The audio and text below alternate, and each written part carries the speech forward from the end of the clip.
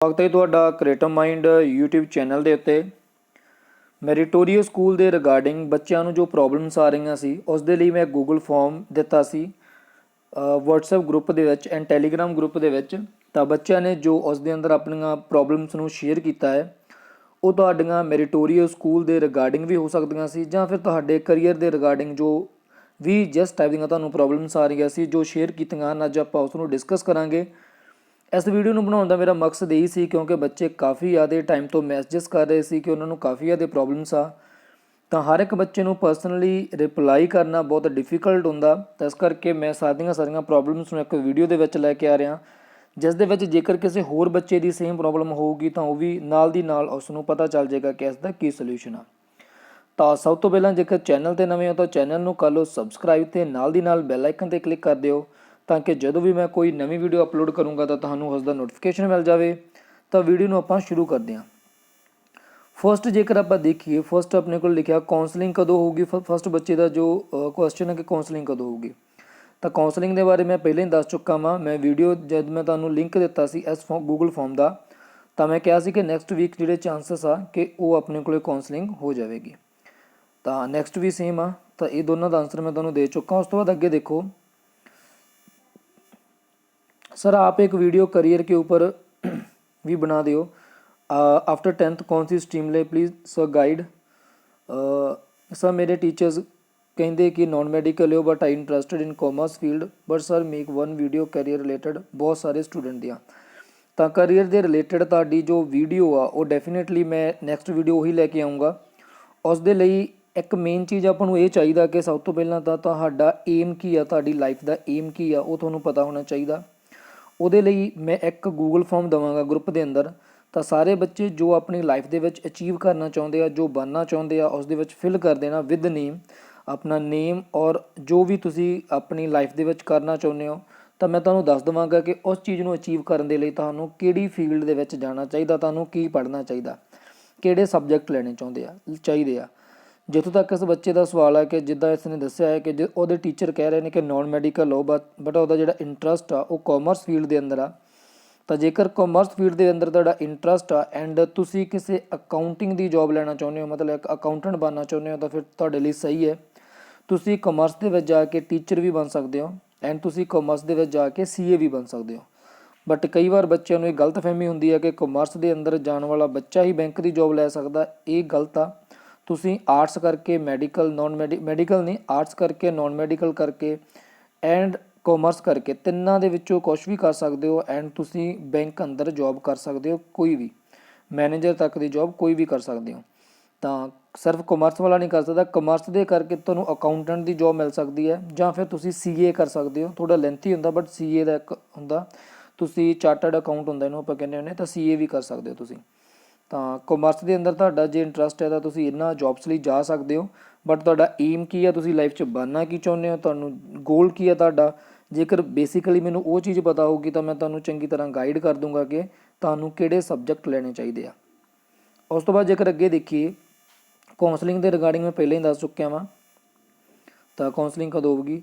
Sir ਮੇਰੇ 10th ਕੇ Punjabi medium ਦੇ ਵਿੱਚ ਹੈ ਐਂਡ ਹੁਣ ਮੈਰੀਟੋਰੀਅਸ ਨੋਨ ਮੈਡੀਕਲ ਕਰਨੀ ਹੈ ਤਾਂ ਵਧੀਆ ਮਾਰਕਸ ਲੈਣ ਲਈ ਸਟਾਰਟਿੰਗ ਦੇਖੋ 10th ਕਲਾਸ ਤੱਕ ਜ਼ਿਆਦਾਤਰ ਜਿਹੜੇ ਮੈਰੀਟੋਰੀਅਸ ਸਕੂਲ ਦੇ ਅੰਦਰ ਬੱਚੇ ਹੋਣਗੇ 80% ਤੋਂ ਵੀ ਉੱਪਰ ਦੇ ਬੱਚੇ, ਉਹ ਸਾਰੇ ਬੱਚੇ ਪੰਜਾਬੀ ਮੀਡੀਅਮ ਦੇ ਵਿੱਚੋਂ ਹੀ ਆਉਣਗੇ।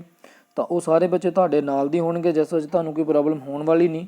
ਬਟ ਫਿਰ ਵੀ ਜੇਕਰ ਤੁਸੀਂ ਚਾਹੁੰਦੇ ਹੋ ਕਿ ਅਸੀਂ ਥੋੜ੍ਹਾ ਸਾਡਾ ਸਟਾਰਟਅਪ ਵਧੀਆ ਹੋਵੇ ਤਾਂ ਉਸ ਲਈ ਤੁਸੀਂ ਕੀ ਕਰ ਸਕਦੇ ਹੋ ਕਿ ਜੋ ਤੁਹਾਡੀਆਂ 10th ਕਲਾਸ ਦੀਆਂ ਬੁੱਕਸ ਸੀ ਜਿਨ੍ਹਾਂ ਨੂੰ ਤੁਸੀਂ ਪੰਜਾਬੀ ਦੇ ਵਿੱਚ ਪੜ੍ਹਿਆ ਸੀ, ਬੇਸਿਕਲੀ ਸਾਇੰਸ ਦੇ ਵਿੱਚ ਹੀ ਤੁਹਾਨੂੰ ਪ੍ਰੋਬਲਮ ਹੋਣ ਵਾਲੀ ਹੈ। ਫਿਜ਼ਿਕਸ ਕੈਮਿਸਟਰੀ ਦੇ ਅੰਦਰ, ਮੈਥ ਦੇ ਵਿੱਚ ਕੋਈ ਪ੍ਰੋਬਲਮ ਹੋਣ ਵਾਲੀ ਨਹੀਂ ਕਿਉਂਕਿ ਉਹਦੇ ਅੰਦਰ ਨੰਬਰਸ ਹੀ ਹੁੰਦੇ ਆ ਐਂਡ ਕੋਈ ਡਿਫੀਕਲਟੀ ਉਹਦੇ ਅੰਦਰ ਆਉਂਦੀ ਨਹੀਂ। ਤਾਂ ਜੋ ਸਾਇੰਸ ਦੇ ਆਪਣੇ ਕੋਲੇ ਫਿਜ਼ਿਕਸ ਹੋ ਗਿਆ ਜਾਂ ਆਪਣੇ ਕੋਲੇ ਕੈਮਿਸਟਰੀ ਹੋ ਗਿਆ, ਦੋ ਜਿਹੜੇ ਟੌਪਿਕ ਹੁੰਦੇ ਉਹਨਾਂ ਨੂੰ ਤੁਸੀਂ ਪੰਜਾਬੀ ਐਂਡ ਪੰਜਾਬੀ ਵਿੱਚ ਤਾਂ ਪੜ੍ਹਿਆ ਹੋਇਆ, ਤੁਸੀਂ ਉਸ ਨੂੰ ਥੋੜ੍ਹਾ ਇੰਗਲਿਸ਼ ਦੇ ਵਿੱਚ ਵੀ ਪੜ੍ਹਨਾ ਸਟਾਰਟ ਕਰ ਦਿਓ। ਤੁਸੀਂ ਘਰ ਦੇ ਅੰਦਰ ਬੈਠ ਕੇ ਥੋੜ੍ਹਾ ਇੰਗਲਿਸ਼ ਵਿੱਚ ਪੜ੍ਹੋ ਐਂਡ ਉਹਦੀ ਵਰਡਿੰਗ ਨੂੰ ਸਮਝਣ ਦੀ ਕੋਸ਼ਿਸ਼ ਕਰੋ ਪੰਜਾਬੀ ਦੀ ਬੁੱਕ ਵੀ ਨਾਲ ਰੱਖ ਕੇ, ਤਾਂ ਉਹਦੇ ਨਾਲ ਤੁਹਾਨੂੰ ਥੋੜ੍ਹਾ ਬਹੁਤ ਬੈਨੀਫਿਟ ਹੋਊਗਾ। ਬਟ ਫਿਰ ਵੀ ਘਬਰਾਉਣ ਦੀ ਲੋੜ ਨਹੀਂ, ਜਦ ਤੁਸੀਂ ਉੱਥੇ ਜਾਓਗੇ ਤਾਂ ਆਟੋਮੈਟਿਕਲੀ ਥੋੜ੍ਹਾ ਟਾਈਮ ਤਾਂ ਤੁਹਾਨੂੰ ਲੱਗੂਗਾ ਉਸ ਚੀਜ਼ ਨੂੰ ਕੈਪਚਰ ਕਰਨ ਦੇ ਲਈ, ਬਟ 1-2 ਮਹੀਨਿਆਂ ਦੇ ਅੰਦਰ ਤੁਸੀਂ ਸਭ ਚੀਜ਼ਾਂ ਜਿਹੜੀਆਂ ਹੋਣਗੀਆਂ ਉਸਨੂੰ ਈਜ਼ੀਲੀ ਅੰਡਰਸਟੈਂਡ ਕਰਨਾ ਸਟਾਰਟ ਕਰ ਦੋਗੇ। ਤਾਂ ਇੱਕ ਵਾਰ ਤੁਸੀਂ ਉੱਥੇ ਚਲੇ ਜਾਓ, ਘਬਰਾਉਣ ਦੀ ਲੋੜ ਨਹੀਂ। ਉੱਥੇ ਬਾਹਲੀ ਡਿਫੀਕਲਟੀ ਆਉਂਦੀ ਨਹੀਂ ਗੀ ਬੱਚਿਆਂ ਨੂੰ, ਬਟ ਫਿਰ ਵੀ ਜੇ ਕਿਸੇ ਟਾਈਪ ਦੀ ਤੁਹਾਨੂੰ ਆਊਗੀ ਉੱਥੇ ਤਾਂ ਉਹ ਸਿਰਫ ਤੁਹਾਨੂੰ ਕੈਮਿਸਟਰੀ ਦੇ ਅੰਦਰ ਆਊਗੀ ਥੋੜ੍ਹੀ ਬਹੁਤ, ਕਿਉਂਕਿ ਉਹਦੇ ਅੰਦਰ ਲਿਖਣਾ ਜ਼ਿਆਦਾ ਪੈਂਦਾ। ਫਿਜ਼ਿਕਸ ਦੇ ਵਿੱਚ ਆਪਣੇ ਕੋਲ ਜ਼ਿਆਦਾਤਰ ਆਰਟੀਕਲਸ ਹੁੰਦੇ ਆ, ਉਹ ਮੈਥ ਨਾਲ ਰਿਲੇਟਡ ਹੁੰਦੇ ਆ, ਉਹਨੂੰ ਕਰਨਾ ਸੋਲਵ ਕਰਨਾ ਈਜ਼ੀ ਹੁੰਦਾ। ਬਟ ਫਿਰ ਵੀ ਤੁਸੀਂ ਘਬਰਾਉਣ ਦੀ ਲੋੜ ਨਹੀਂ, ਇੱਕ ਵਾਰ ਜ਼ਰੂਰ ਜਾਓ ਐਂਡ ਉਸ ਤੋਂ ਬਾਅਦ ਤੁਹਾਨੂੰ ਖੁਦ ਹੀ ਪਤਾ ਲੱਗ ਜੂਗਾ ਕਿ ਵਿਦਨ 2 ਜਾਂ 3 ਮੰਥ ਤੁਸੀਂ ਹਰ ਇੱਕ ਚੀਜ਼ ਨੂੰ ਬਹੁਤ ਈਜ਼ੀਲੀ ਅੰਡਰਸਟੈਂਡ ਕਰਨਾ ਸਟਾਰਟ ਕਰ ਦੋਗੇ। ਤਾਂ ਉਸ ਤੋਂ ਪਹਿਲਾਂ ਤੁਸੀਂ ਇਹ ਕਰ ਸਕਦੇ ਹੋ, ਥੋੜ੍ਹਾ ਬਹੁਤ ਇੰਗਲਿਸ਼ ਦੇ ਵਿੱਚ ਸਾਇੰਸ ਐਂਡ ਜੋ ਫਿਜ਼ਿਕਸ ਆ ਉਹਨੂੰ ਸਮਝਣਾ, ਸਾਇੰਸ ਦੇ ਵਿੱਚ ਜੋ ਆਪਣੇ ਕੋਲ ਫਿਜ਼ਿਕਸ ਐਂਡ ਕੈਮਿਸਟਰੀ ਉਹਨੂੰ ਸਮਝਣਾ ਸ਼ੁਰੂ ਕਰ ਦਿਓ। ਨੈਕਸਟ ਦੇਖਦੇ ਹਾਂ 56 ਮਾਰਕਸ ਵਾਲਾ ਜਿਹੜਾ ਉਸਨੂੰ ਬਠਿੰਡੇ ਦੇ ਲਈ ਕੰਪੀਟੀਸ਼ਨ ਜ਼ਿਆਦਾ ਹੁੰਦਾ। ਮੈਂ ਪਹਿਲਾਂ ਹੀ ਕਿਹਾ ਸੀ ਬਠਿੰਡਾ ਪਟਿਆਲਾ ਇੱਦਾਂ ਇਹਨਾਂ ਦੇ ਅੰਦਰ ਜਿਹੜਾ ਲੁਧਿਆਣਾ ਹੋ ਗਿਆ ਕੰਪੀਟੀਸ਼ਨ ਬਹੁਤ ਜ਼ਿਆਦਾ ਹੁੰਦਾ। ਤਾਂ 56 ਦੇ ਅੰਦਰ ਦੇਖੋ ਡਿਪੈਂਡ ਕਰੂਗਾ ਕਿ ਜਿਹੜੇ ਉੱਪਰਲੇ ਬੱਚੇ ਆ 56 ਤੋਂ ਕਿੰਨੇ ਕੁ ਜ਼ਿਆਦਾ ਆ ਐਂਡ ਉਹ ਕਿੰਨੇ ਬੱਚੇ ਬਠਿੰਡੇ ਨੂੰ ਜਾਣਾ ਚਾਹੁੰਦੇ ਆ, ਤਾਂ ਉਸ ਦੇ ਅਕੋਰਡਿੰਗ ਹੀ ਫਿਰ ਡਿਸਾਈਡ ਕੀਤਾ ਜਾਊਗਾ।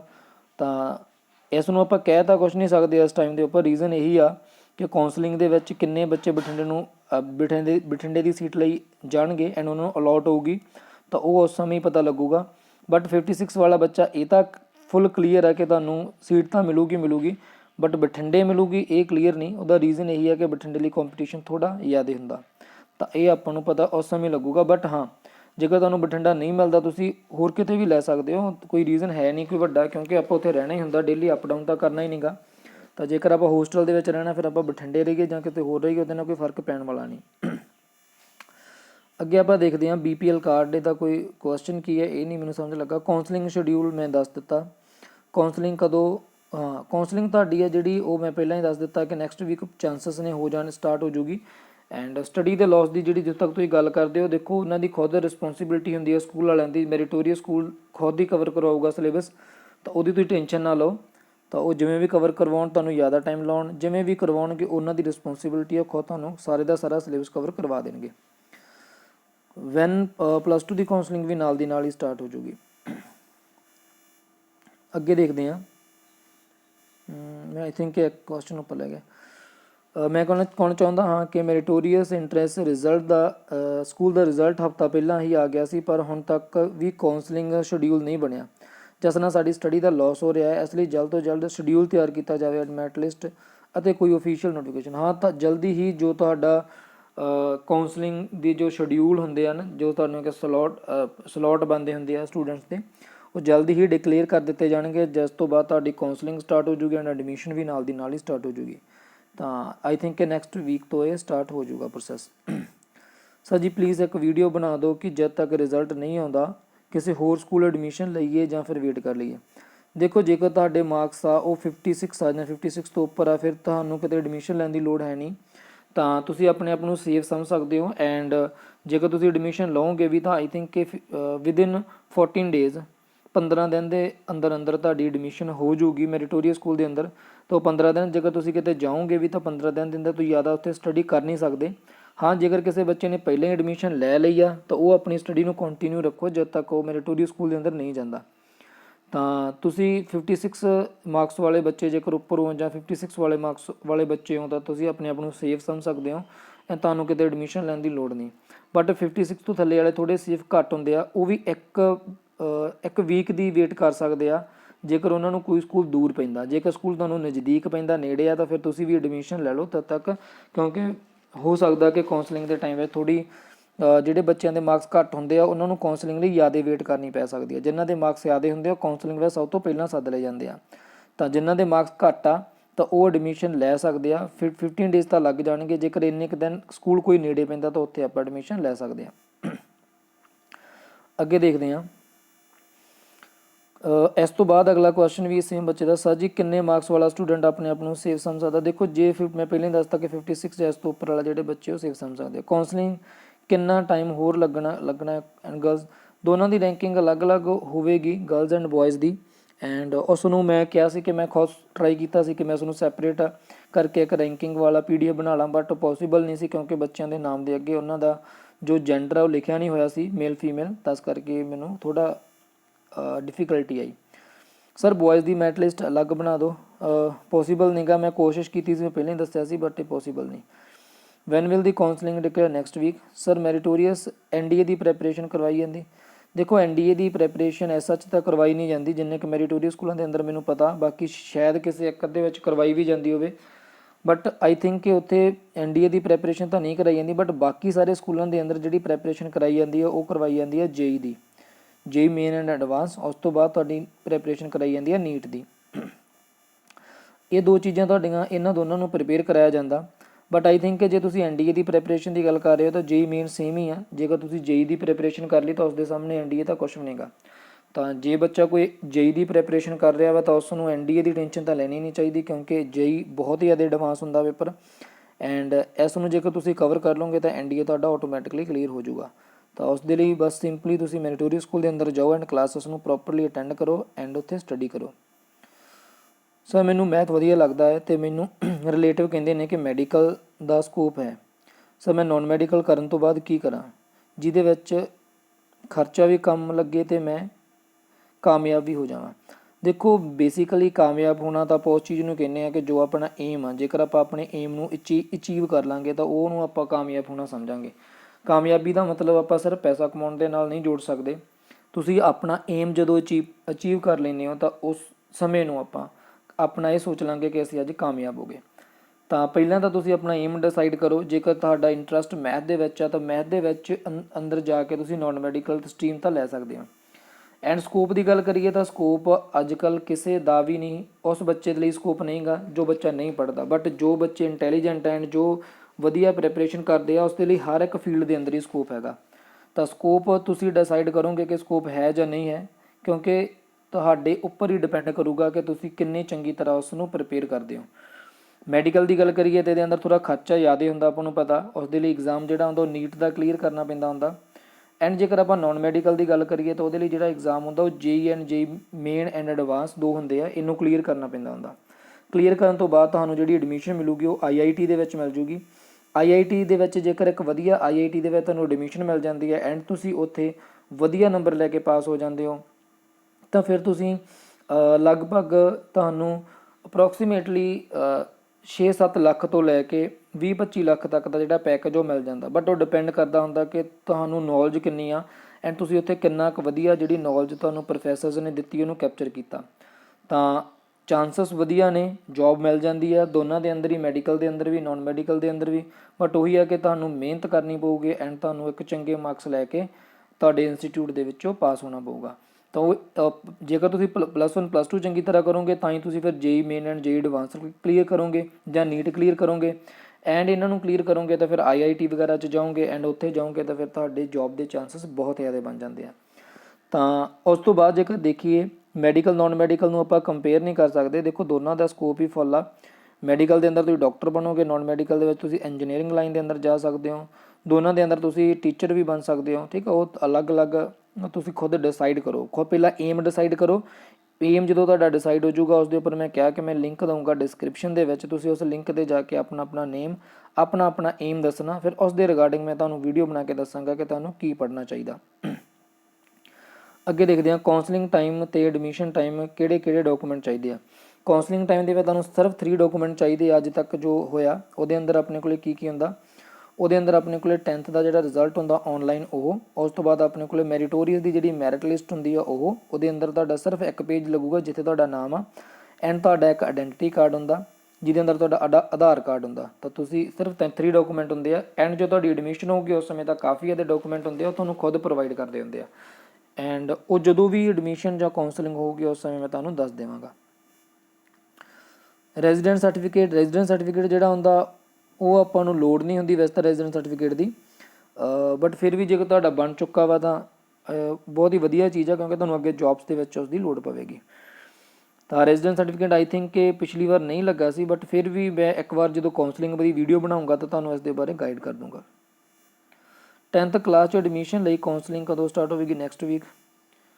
57 ਮਾਰਕਸ ਵਾਲੀ ਅਗਰ ਕੋਈ ਗਰਲ ਹੈ ਤਾਂ ਉਸਦਾ ਰੈਂਕ ਕਿੰਨਾ ਹੈ ਤਾਂ ਉਸਨੂੰ ਅੰਮ੍ਰਿਤਸਰ ਦੇ ਵਿੱਚ ਸੀਟ ਮਿਲ ਜੂ।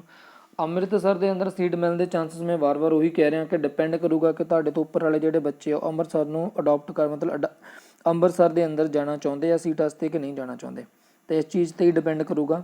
ਤਾਂ ਕਾਉਂਸਲਿੰਗ ਤੋਂ ਪਹਿਲਾਂ ਆਪਾਂ ਇਸ ਚੀਜ਼ ਨੂੰ ਨਹੀਂ ਦੱਸ ਸਕਦੇ। ਜੇਕਰ ਤੁਹਾਡੇ ਮਾਰਕਸ ਕਾਫੀ ਜ਼ਿਆਦਾ ਮਤਲਬ 90, 98, 97, ਜੇਕਰ ਤੁਸੀਂ 88 ਦੀ ਰੇਂਜ 'ਚ ਹੁੰਦੇ ਹੋ ਤਾਂ ਫਿਰ ਤਾਂ ਆਪਾਂ ਕਹਿ ਸਕਦੇ ਹਾਂ ਕਿ ਹਾਂ ਚਾਂਸਸ ਨੇ ਹਰ ਇੱਕ ਸਕੂਲ ਦੇ ਅੰਦਰ ਸੀਟ ਮਿਲਦੇ। ਬਟ 57 ਲਈ ਥੋੜ੍ਹਾ ਇਹ ਨਹੀਂ ਮੈਂ ਕਹਿ ਰਿਹਾ ਕਿ ਤੁਸੀਂ ਤੁਹਾਡੇ ਮਾਰਕਸ ਘੱਟ ਆ, ਮੈਂ ਤੁਹਾਨੂੰ ਸਿਰਫ ਇਹ ਕਹਿ ਰਿਹਾ ਕਿ ਇਸ ਦੇ ਉੱਪਰ ਕਮੈਂਟ ਕਰਨਾ ਈਜ਼ੀ ਨਹੀਂ ਗਾ। ਉਹਦਾ ਰੀਜ਼ਨ ਇਹ ਆ ਕਿ ਤੁਹਾਡੇ ਤੋਂ ਉੱਪਰ ਜਿਹੜੇ ਬੱਚੇ ਆ ਉਹ ਅੰਮ੍ਰਿਤਸਰ ਸਕੂਲ ਦੇ ਵਿੱਚ ਜਾਂਦੇ ਆ ਜਾਂ ਨਹੀਂ ਜਾਂਦੇ, ਉਸ ਚੀਜ਼ 'ਤੇ ਡਿਪੈਂਡ ਕਰੂਗਾ। ਜਦ ਤੁਹਾਡੀ ਵਾਰੀ ਆਊਗੀ ਕਾਉਂਸਲਿੰਗ ਦੀ ਤਦ ਤੱਕ ਅੰਮ੍ਰਿਤਸਰ ਦੇ ਅੰਦਰ ਜੇਕਰ ਸੀਟਸ ਅਵੇਲੇਬਲ ਹੋਈਆਂ ਤਾਂ ਤੁਹਾਨੂੰ ਮਿਲ ਜਾਣਗੀਆਂ, ਨਹੀਂ ਤਾਂ ਨਹੀਂ। ਤੋ ਕਾਉਂਸਲਿੰਗ ਜਦੋਂ ਸਟਾਰਟ ਹੋਊਗੀ ਤਾਂ ਆਪਾਂ ਨੂੰ 1-2 ਦਿਨਾਂ ਦੇ ਅੰਦਰ ਹੀ ਪਤਾ ਲੱਗ ਜੂਗਾ ਕਿ ਕਿੰਨੀਆਂ ਕੁ ਸੀਟਸ ਅਵੇਲੇਬਲ ਆ ਉੱਥੇ।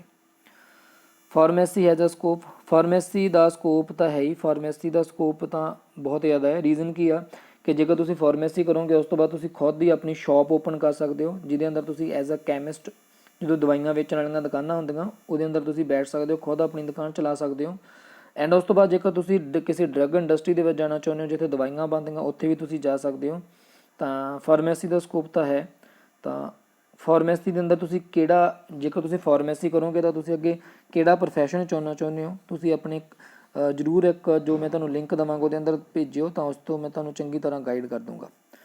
ਮੈਰੀਟੋਰੀਅਸ ਦੀ ਕਾਉਂਸਲਿੰਗ ਬਾਰੇ ਮੈਂ ਦੱਸ ਚੁੱਕਾ ਸਰ। ਮੈਰੀਟੋਰੀਅਸ ਸਕੂਲ में NDA की ਪ੍ਰੈਪਰੇਸ਼ਨ SSB ਉਹ ਮੈਂ ਪਹਿਲਾਂ ਹੀ ਦੱਸ ਚੁੱਕਿਆ ਕਿ ਸਪੈਸ਼ਲੀ ਇਹਨਾਂ ਦੀ ਪ੍ਰੈਪਰੇਸ਼ਨ ਤਾਂ ਨਹੀਂ ਕਰਵਾਈ ਜਾਂਦੀ, ਬਟ ਤੁਹਾਨੂੰ ਉੱਥੇ JEE main, JEE advance and NN NEET ਦੀ ਪ੍ਰੈਪਰੇਸ਼ਨ ਕਰਵਾਈ ਜਾਂਦੀ ਹੈ। ਜੇਕਰ ਇਹਨਾਂ ਦੀ ਪ੍ਰੈਪਰੇਸ਼ਨ ਤੁਸੀਂ JEE ਦੀ ਕਰ ਲਈ, JEE ਦੀ ਪ੍ਰੈਪਰੇਸ਼ਨ ਦੇ ਨਾਲ ਤੁਹਾਡੀ ਆਟੋਮੈਟਿਕਲੀ NDA ਦੀ ਪ੍ਰੈਪਰੇਸ਼ਨ ਹੋ ਜਾਊਗੀ। ਕਾਉਂਸਲਿੰਗ ਕਾਉਂਸਲਿੰਗ ਲੇਟ ਹੋ ਰਹੀ ਉਹ ਸਾਰਿਆਂ ਨੂੰ ਪਤਾ ਹੀ ਹੈ। How many total seats, girls ਦੀਆਂ ਟੋਟਲ ਸੀਟਸ ਕਿੰਨੀਆਂ ਉਹ ਵੇਰੀ ਕਰਨਗੀਆਂ, ਸਕੂਲ ਅਲੱਗ-ਅਲੱਗ ਸਕੂਲ ਦੇ ਅੰਦਰ ਅਲੱਗ-ਅਲੱਗ ਆ। ਉਸਦਾ ਮੈਂ ਸਕਰੀਨਸ਼ਾਟ ਗਰੁੱਪ ਦੇ ਅੰਦਰ ਸੈਂਡ ਕਰ ਦੂੰਗਾ, ਤੁਸੀਂ ਉਸ ਤੋਂ ਫਾइंड आउट ਕਰ ਸਕਦੇ ਹੋ। ਸਰ ਗਰਲਸ ਕੀ ਕੱਟ ਆਫ ਕਿਆ ਹੈ, ਆਈ ਨਹੀਂ ਆਈਡੀਆ। ਗਰਲਸ ਦੀ ਜਿਹੜੀ ਕੱਟ ਆਫ ਆ ਉਹਦਾ ਆਈਡੀਆ ਨਹੀਂ ਲਗਾਇਆ ਜਾ ਸਕਦਾ, ਬਟ ਇੰਨਾ ਮੈਂ ਜ਼ਰੂਰ ਕਹਿ ਸਕਦਾ ਕਿ ਗਰਲਸ ਮੈਂ ਥੋੜ੍ਹਾ ਧਿਆਨ ਦੇ ਨਾਲ PDF ਨੂੰ ਦੇਖਿਆ ਸੀ, ਬਟ ਗਰਲਸ ਦੇ ਮਾਰਕਸ ਬਹੁਤ ਜ਼ਿਆਦਾ ਐਂਡ ਜਿੱਥੋਂ ਅੰਦਾਜ਼ਾ ਇਹ ਲਾਇਆ ਜਾ ਸਕਦਾ ਕਿ ਗਰਲਸ ਦੀ ਕੱਟ ਆਫ ਥੋੜ੍ਹੀ ਜ਼ਿਆਦਾ ਜਾਊਗੀ ਬॉयज़ ਨਾਲੋਂ, ਆਈ ਥਿੰਕ ਕਿ ਜੋ ਵੀ ਆ। ਮੈਰਿਟ ਲਿਸਟ ਕੀ ਜਾਏਗੀ, ਮੇਰੀ ਐਡਮਿਸ਼ਨ ਹੋ ਜਾਏਗੀ, ਮੇਰੇ 55 ਮਾਰਕਸ ਆ। ਦੇਖੋ 56 ਵਾਲੇ ਤਾਂ ਬੇਸਿਕਲੀ ਹੈ ਹੀ ਸੇਫ, ਬਟ ਜਿਹੜੇ 55 ਮਾਰਕਸ ਵਾਲੇ ਬੱਚੇ ਆ ਉਹ ਵੀ ਜ਼ਰੂਰ ਕਾਉਂਸਲਿੰਗ ਨੂੰ ਇੱਕ ਵਾਰੀ ਅਟੈਂਡ ਕਰਿਓ ਜੇਕਰ ਤੁਹਾਨੂੰ ਸੱਦਿਆ ਜਾਂਦਾ। ਐਂਡ ਸਾਰੀਆਂ ਕਾਉਂਸਲਿੰਗ ਨੂੰ ਧਿਆਨ ਦੇ ਨਾਲ ਦੇਖਿਓ, ਕਿਉਂਕਿ ਜਦੋਂ ਸਲੋਟ ਦੇਣਗੇ ਤਾਂ ਉਸ ਸਲੋਟ ਦੇ ਵਿੱਚ ਜੇਕਰ ਤੁਹਾਡਾ ਨਾਮ ਆ ਜਾਂਦਾ ਤਾਂ ਫਿਰ ਤੁਹਾਨੂੰ ਚਾਂਸਸ ਆ ਕਿ ਤੁਹਾਨੂੰ ਐਡਮਿਸ਼ਨ ਮਿਲ ਜੂਗੀ। ਬਟ ਇਹ ਵੀ ਡਰ ਕੇ ਨਹੀਂ ਬੈਠ ਜਾਣਾ ਕਿ ਸਾਡੇ ਚਾਂਸਸ ਹੀ ਘੱਟ ਆ। ਜਿਹੜੇ 50% ਤੋਂ ਉੱਪਰ ਵਾਲੇ ਬੱਚੇ ਉਹ ਸਾਰੇ ਦੇ ਸਾਰੇ ਐਲੀਜੀਬਲ ਆ, ਅਤੇ ਉਹ ਸਾਰੇ ਬੱਚੇ ਇੱਕ ਵਾਰ ਜ਼ਰੂਰ ਕਾਉਂਸਲਿੰਗ ਨੂੰ ਦੇਖਿਓ। ਜੇਕਰ ਕਾਉਂਸਲਿੰਗ ਦੇ ਵਿੱਚ ਤੁਹਾਡਾ ਨਾਮ ਆਉਂਦਾ ਤਾਂ ਜ਼ਰੂਰ ਜਾਇਓ, ਕਿਉਂਕਿ ਜੋ ਮੈਂ ਅੰਦਾਜ਼ਾ ਲਾਇਆ ਸੀ, ਜੋ ਮੈਂ ਇੱਕ ਸ਼ਾਰਟ ਕਰਕੇ ਲਿਸਟ ਬਣਾਈ ਸੀ, ਉਸ ਦੇ ਅੰਦਰ ਜਿਹੜੇ ਬੱਚੇ ਸੀ ਜਿਸ ਨੂੰ ਆਪਾਂ ਦੇਖਿਆ ਸੀ ਕਿ 56% ਜਿਹੜੇ ਬੱਚੇ ਆ, 56 ਮਾਰਕਸ ਵਾਲੇ ਜਿਹੜੇ ਬੱਚੇ ਆ ਉਹ ਸੇਫ ਆ। ਉਹਦਾ ਰੀਜ਼ਨ ਬੀਇੰਗ ਕੀ ਹੈ ਕਿ ਟੋਟਲ ਆਪਾਂ ਸੀਟਸ ਦੇਖ ਲਈਆਂ ਸੀ ਕਿੰਨੀਆਂ, ਐਂਡ ਲਾਸਟ ਵਿੱਚ ਬੱਚਾ ਦੇਖ ਲਿਆ ਸੀ ਕਿ ਉਸਦੇ ਕਿੰਨੇ ਮਾਰਕਸ ਆ। ਬਟ ਫਿਰ ਵੀ ਜਿਹੜੇ ਬਾਕੀ ਬੱਚੇ ਉਹ ਇਸ ਤੋਂ ਥੱਲੇ ਵਾਲੇ ਆ, ਉਹ ਵੀ ਘਬਰਾਉਣ ਦੀ ਲੋੜ ਨਹੀਂ, ਕਿਉਂਕਿ ਸਾਰੇ ਦੇ ਸਾਰੇ ਬੱਚੇ ਜਿਹੜੇ ਉੱਪਰ ਵਾਲੇ ਹੁੰਦੇ ਆ ਕਦੇ ਵੀ ਐਡਮਿਸ਼ਨ ਨਹੀਂ ਲੈਂਦੇ, ਹਰ ਵਾਰ ਇੱਦਾਂ ਹੀ ਹੋਇਆ। ਤਾਂ ਉਹ ਜਿਹੜੇ ਬੱਚੇ ਛੱਡ ਕੇ ਜਾਣਗੇ, ਜੇਕਰ ਉਹ ਵਿੱਚੋਂ ਨਿਕਲਣਗੇ ਤਾਂ 100-200 ਬੱਚਾ ਵੀ ਨਿਕਲ ਜਾਂਦਾ, ਤਾਂ ਉਹਦੇ ਕਰਕੇ ਥੱਲੇ ਵਾਲੇ ਬੱਚਿਆਂ ਦੇ ਚਾਂਸਸ ਕਾਫੀ ਜ਼ਿਆਦਾ ਵੱਧ ਜਾਂਦੇ ਆ। ਤਾਂ ਕਾਉਂਸਲਿੰਗ ਜ਼ਰੂਰ ਅਟੈਂਡ ਕਰਿਓ ਜੇਕਰ ਤੁਹਾਡਾ ਨਾਮ ਆਉਂਦਾ, ਤਦ ਤੱਕ ਘਬਰਾਉਣ ਦੀ ਲੋੜ ਨਹੀਂ। ਕਾਉਂਸਲਿੰਗ ਦਾ ਸ਼ਡਿਊਲ ਆਪਾਂ ਨਾਲ ਦੀ ਨਾਲ ਤੁਹਾਡੇ ਨਾਲ ਸ਼ੇਅਰ ਕਰਦੇ ਜਾਵਾਂਗੇ। ਸਰ ਜਿੰਨਾ ਟਾਈਮ ਕਾਉਂਸਲਿੰਗ ਨਹੀਂ ਹੁੰਦੀ ਉਹਨਾਂ ਟਾਈਮ ਕਿਸੇ ਹੋਰ ਸਕੂਲ ਦੇ ਅੰਦਰ ਜੇਕਰ ਤੁਸੀਂ ਐਡਮਿਸ਼ਨ ਪਹਿਲਾਂ ਹੀ ਲੈ ਚੁੱਕੇ ਹੋ ਤਾਂ ਫਿਰ ਆਪਣੀ ਸਟੱਡੀ ਨੂੰ ਕੰਟੀਨਿਊ ਰੱਖ ਸਕਦੇ ਹੋ। ਜੇਕਰ ਤੁਹਾਡੀ ਐਡਮਿਸ਼ਨ ਨਹੀਂ ਲਈ ਹੋਈ ਤਾਂ ਫਿਰ ਤੁਸੀਂ ਹਜੇ ਥੋੜ੍ਹੀ ਵੇਟ ਕਰ ਲਓ, ਕਿਉਂਕਿ ਜੇਕਰ ਤੁਹਾਡੇ ਸਕੂਲ ਨੇੜ ਆ, ਨਜ਼ਦੀਕ ਆ, ਮੈਂ ਤੁਹਾਨੂੰ ਪਹਿਲਾਂ ਹੀ ਦੱਸਿਆ, ਤਾਂ ਫਿਰ ਤਾਂ ਤੁਸੀਂ ਐਡਮਿਸ਼ਨ ਲੈ ਲਓ, ਕੋਈ ਵੱਡੀ ਗੱਲ ਨਹੀਂ ਗੀ। ਬਟ ਜੇ ਤੁਹਾਨੂੰ ਦੂਰ ਪੈਂਦਾ ਵਾ ਜਾਂ ਤੁਸੀਂ ਕਿਸੇ ਪ੍ਰਾਈਵੇਟ ਸਕੂਲ ਦੇ ਅੰਦਰ ਐਡਮਿਸ਼ਨ ਲੈਣੀ ਆ ਤਾਂ ਫਿਰ ਜਾਂ ਤਾਂ ਉਹਨਾਂ ਨਾਲ ਗੱਲ ਕਰ ਲਓ ਕਿ ਪ੍ਰਾਈਵੇਟ ਸਕੂਲ ਨੂੰ ਕਹਿ ਦਿਓ ਕਿ ਅਸੀਂ ਐਗਜ਼ਾਮ ਦਿੱਤਾ ਹੋਇਆ ਐਂਟਰੈਂਸ ਐਗਜ਼ਾਮ, ਜੇਕਰ ਤੁਹਾਡੀ ਉੱਧਰ ਐਡਮਿਸ਼ਨ ਹੁੰਦੀ ਆ ਤਾਂ ਫਿਰ ਅਸੀਂ ਇੱਧਰੋਂ ਚਲੇ ਜਾਵਾਂਗੇ। ਬਟ ਜੇਕਰ ਤੁਹਾਡੇ ਮਾਰਕਸ ਜ਼ਿਆਦਾ ਵਾ, ਤੁਹਾਨੂੰ ਕਲੈਰਿਟੀ ਆ, ਤੁਹਾਡੇ 56% ਤੋਂ ਮਾਰਕਸ ਜ਼ਿਆਦਾ ਵਾ, ਮਤਲਬ ਤੁਹਾਡੇ 70-80 ਮਾਰਕਸ ਆ, ਤਾਂ ਜੇਕਰ ਤੁਹਾਡੀ ਇੰਨੇ ਮਾਰਕਸ ਆ ਫਿਰ ਤੁਹਾਨੂੰ ਕੋਈ ਲੋੜ ਨਹੀਂ ਕਿਤੇ ਐਡਮਿਸ਼ਨ ਲੈਣ ਦੀ, ਕਿਉਂਕਿ ਫਿਰ ਤਾਂ ਕਲੈਰਿਟੀ ਆ, ਪੱਕਾ ਹੀ ਕਲੀਅਰ ਆ ਕਿ ਤੁਹਾਨੂੰ ਐਡਮਿਸ਼ਨ ਮੈਰੀਟੋਰੀਅਸ ਦੇ ਅੰਦਰ ਮਿਲੂਗੀ। ਤਾਂ ਉਸਦੇ ਲਈ ਜੇਕਰ ਤੁਹਾਨੂੰ ਵੇਟ ਵੀ ਕਰਨੀ ਪੈਂਦੀ ਆ ਤਾਂ ਕੋਈ ਵੱਡੀ ਗੱਲ ਹੈ ਨਹੀਂ। ਰੀਜ਼ਨ ਕੀ ਹੈ ਕਿ ਮੈਰੀਟੋਰੀਅਸ ਸਕੂਲ ਦੇ ਟੀਚਰਸ ਦੀ ਰਿਸਪੌਂਸਿਬਿਲਿਟੀ ਹੋਊਗੀ ਕਿ ਤੁਹਾਡਾ ਸਾਰਾ ਸਿਲੇਬਸ ਕਵਰ ਕਰਵਾਉਣਗੇ, ਤਾਂ ਫਿਰ ਕੋਈ ਟੈਨਸ਼ਨ ਲੈਣ ਦੀ ਲੋੜ ਨਹੀਂ। काउंसलिंग शेड्यूल जल्दी आ जाऊगा। I have not do self study. Counselling कैसे होती है? काउंसलिंग का प्रोसैस मैं तुहानूं दस दूँगा किद्दां हुंदी है काउंसलिंग। एंड काउंसलिंग दे विच अपने कोले सिंपली वो एक रोल नंबर दे दिंदे हुंदे आ, सॉरी अपने कोले बच्चों को कह देंगे कि जिन्हों के मार्क्स अपने को मान लो अपने को 97 आ, 97 तो लैके कह देंगे 80 मार्क्स, ਤਾਂ ਇਹ ਬੱਚੇ ਫਸਟ ਕਾਉਂਸਲਿੰਗ ਵਿੱਚ ਆਓ, ਉਸ ਤੋਂ ਬਾਅਦ ਕਹਿ ਦੇਣਗੇ 80 ਤੋਂ ਲੈ ਕੇ ਇੰਨੇ ਬੱਚੇ ਸੈਕੰਡ ਕਾਉਂਸਲਿੰਗ ਵਿੱਚ, ਥਰਡ ਕਾਉਂਸਲਿੰਗ ਵਿੱਚ। ਤਾਂ ਇੱਦਾਂ ਕਹਿ ਸਕਦੇ ਆ, ਜਾਂ ਫਿਰ ਉਹ ਨੰਬਰ ਦੇ ਦਿੰਦੇ ਹੁੰਦੇ ਆ, ਸੀਰੀਅਲ ਨੰਬਰ ਜਦੋਂ ਉਹ ਮੈਰਿਟ ਲਿਸਟ ਬਣਾਉਣਗੇ ਉਹਦੇ ਅੰਦਰ ਸੀਰੀਅਲ ਨੰਬਰ ਹੁੰਦਾ ਕਿ ਇਹ ਸੀਰੀਅਲ ਨੰਬਰ ਤੋਂ ਲੈ ਕੇ ਸੀਰੀਅਲ ਨੰਬਰ ਤੱਕ ਬੱਚੇ ਫਸਟ ਡੇ ਆਉਣਗੇ, ਦੂਸਰੇ ਬੱਚੇ ਸੈਕੰਡ ਡੇ ਆਉਣਗੇ, ਫਿਰ ਥਰਡ ਡੇ ਆਉਣਗੇ। ਤਾਂ ਇੱਦਾਂ ਕਾਉਂਸਲਿੰਗ ਆਪਣੀ ਕੀਤੀ ਜਾਊਗੀ। 51 ਨੰਬਰ ਵਾਲੇ ਸਿਲੈਕਟ ਹੋਣਗੇ। 51 ਵਾਲੇ ਮੈਂ ਪਹਿਲਾਂ ਹੀ ਡਿਸਕਸ ਕਰ ਚੁੱਕਿਆ ਵਾਂ। ਤੁਹਾਡੇ ਸਿਲੈਕਟ ਹੋਣ ਦੇ ਚਾਂਸਸ ਡਿਪੈਂਡ ਕਰੂਗਾ ਕਾਉਂਸਲਿੰਗ ਦੇ ਉੱਪਰ। ਕਾਉਂਸਲਿੰਗ ਨੂੰ ਇੱਕ ਵਾਰੀ ਸ਼ਡਿਊਲ ਆ ਲੈਣ ਦਿਓ, ਉਸ ਤੋਂ ਬਾਅਦ ਆਪਾਂ ਦੇਖਦੇ ਹਾਂ। ਮੈਰੀਟੋਰੀਅਸ ਸਕੂਲ ਕਦੋਂ ਸਟਾਰਟ ਹੋਊਗਾ? ਜਲਦੀ ਸਟਾਰਟ ਹੋ ਜਾਊਗਾ। ਐਂਡ ਕਾਉਂਸਲਿੰਗ ਕਿਆ ਹੈ? ਮੈਰੀਟੋਰੀਅਸ ਵਿੱਚ ਸਾਨੂੰ ਰੂਮ ਵਿੱਚ ਔਨਲਾਈਨ ਕੋਚਿੰਗ ਦੇਣ ਦੀ ਸੁਵਿਧਾ ਹੈ। ਮੈਰੀਟੋਰੀਅਸ ਦੇ ਰੂਮ ਦੇ ਵਿੱਚ ਤੁਹਾਨੂੰ ਔਨਲਾਈਨ ਕੋਚਿੰਗ ਨਹੀਂ ਮਿਲੂਗੀ। ਰੂਮ ਮਤਲਬ ਜਿੱਥੇ ਤੁਸੀਂ ਰਹਿੰਦੇ ਹੋ, ਮੈਂ ਆਈ ਥਿੰਕ ਕਿ ਤੁਸੀਂ ਗੱਲ ਕਰ ਰਹੇ ਹੋ। ਰੂਮ ਮਤਲਬ ਜਿੱਥੇ ਤੁਸੀਂ ਰਹੋਗੇ ਉੱਥੇ ਕੋਈ ਔਨਲਾਈਨ ਕੋਚਿੰਗ ਨਹੀਂ ਹੁੰਦੀ, ਬਟ ਤੁਹਾਡੀਆਂ ਉੱਥੇ ਕੰਪਿਊਟਰ ਲੈਬਸ ਹੋਣਗੀਆਂ।